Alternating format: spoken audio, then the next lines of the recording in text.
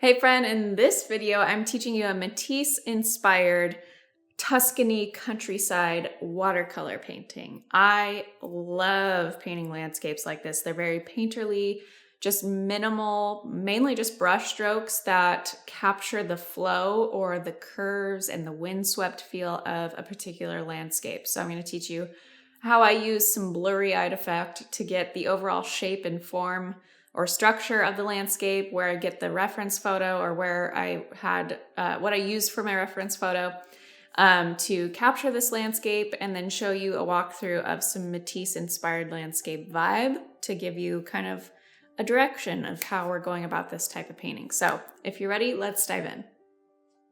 So in this tutorial, we're gonna do a Matisse-inspired landscape. I love his, it seems so playful and kiddish, but the colors he uses and the shapes he's using within his brush strokes it creates a lot of flow, creates a lot of movement, feels like it's a windswept vibe. I love that one.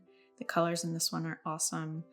And so we're gonna do something like that. I have a tutorial where I did a Matisse-inspired landscape that we're gonna have a similar vibe to, but this one is gonna be different colors. Maybe we're gonna do something more desert themed. He has like these houses, but he's really just using his brush to plop down his color, and the ground, the trees are very painterly and not realistic at all. That's very pretty. So we're not going to copy a Matisse painting, but we're going to use that as inspiration, that style as inspiration. Tuscany, what a vibe. I love these tall, skinny trees, cypress trees, I think they are. Correct me if I'm wrong. And these rows in the vineyard are perfect for building in that structure with this style of painting. So we're going to do a lot of this hatching style with that, and then got a lot of straight up and down lines for the cypress trees.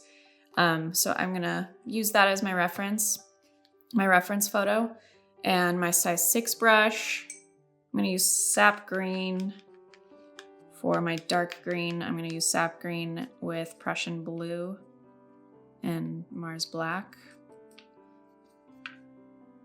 And this is inspiration for what I'm gonna paint, not necessarily exact color palette inspiration. So I'm gonna kind of interpret it how I want to. So I'm gonna use this really pale peach color.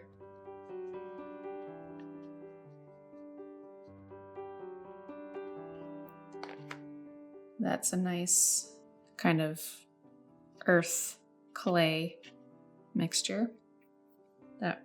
Those two colors together look really nice. Maybe a deeper clay with some red and yellow ochre.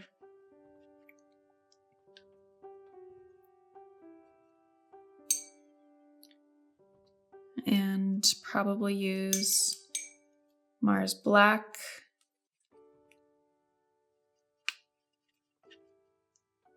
And some yellow green. Sap green and lemon yellow deep. And some white gouache. You don't need to use gouache, but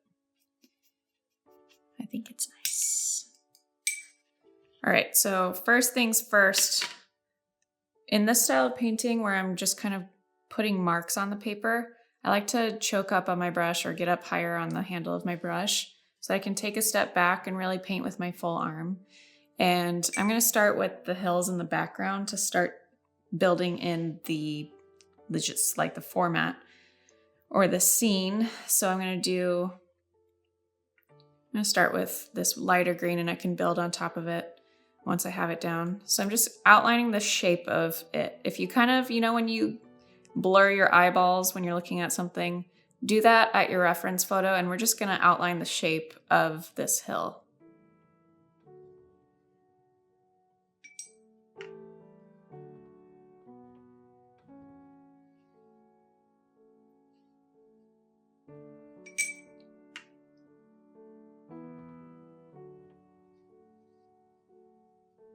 So just little ridges of hills in the background.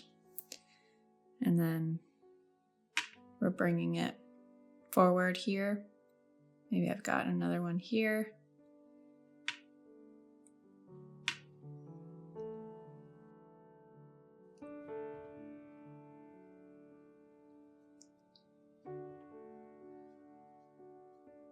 And some hatching for some of those rows right there in the background.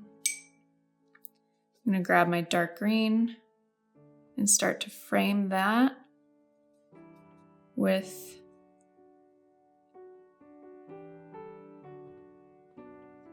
again, very painterly, just placing the brush on paper.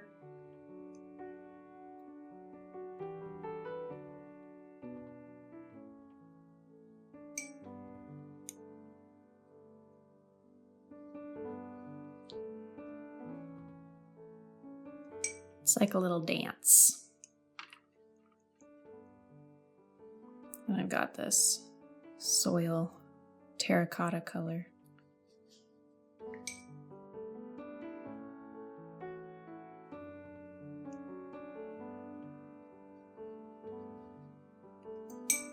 Just hatching my way in there with these different colors.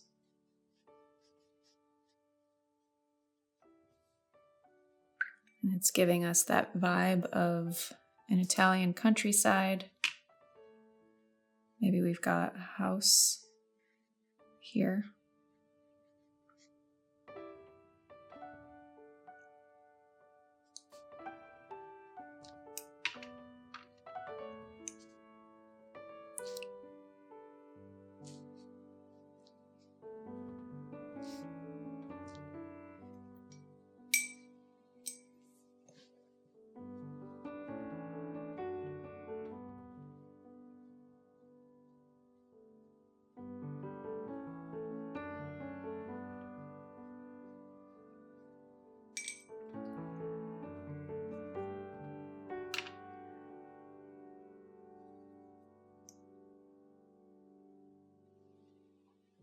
And our tall cypress trees.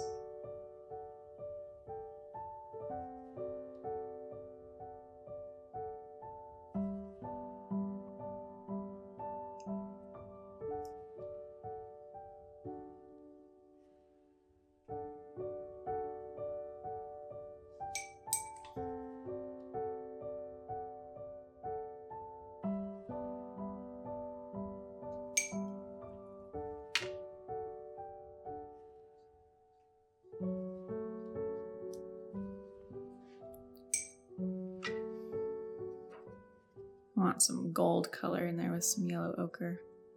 So I'm gonna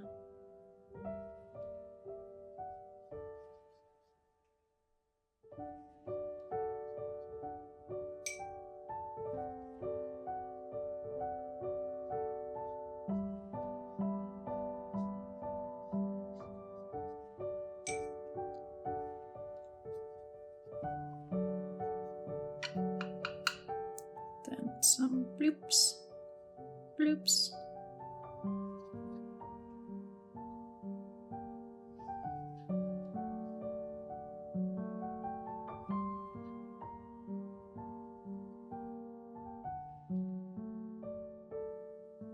Little blobs of green on there for our vineyards or shrubberies. Name that movie. Monty Python. Quest for the Holy Grail. Shrubbery.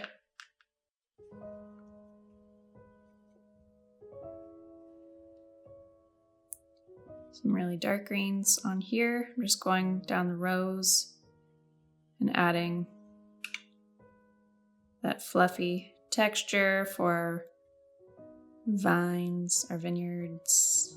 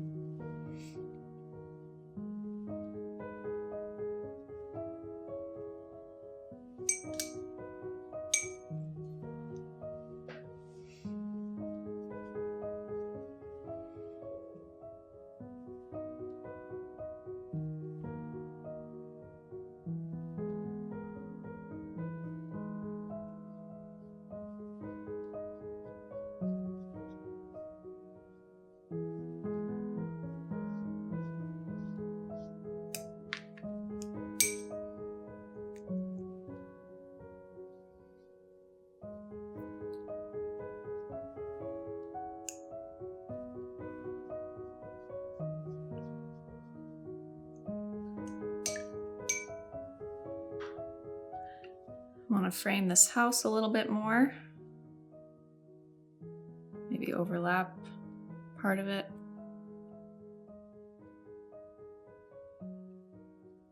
So it really pops in there.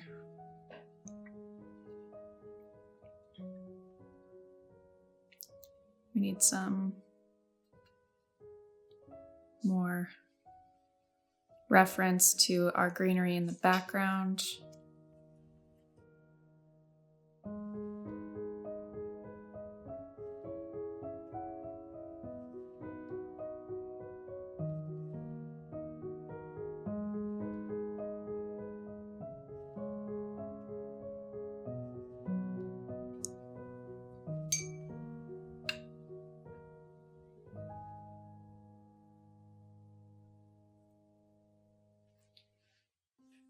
Just dancing around and keeping it very loose and playful. And the whole time I kind of have my eyes blurred.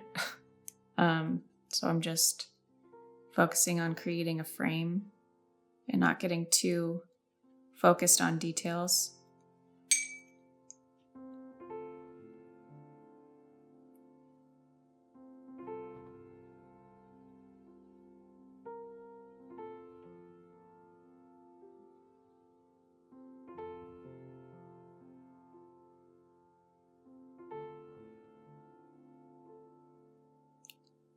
Then I'm gonna go in on this house, give it these windows.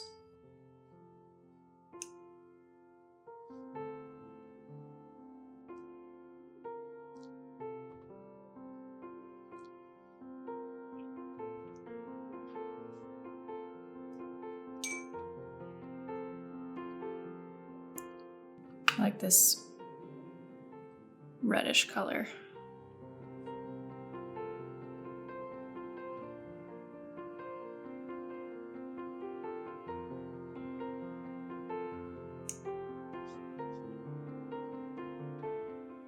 Gonna pop some of this brighter coral tone in there.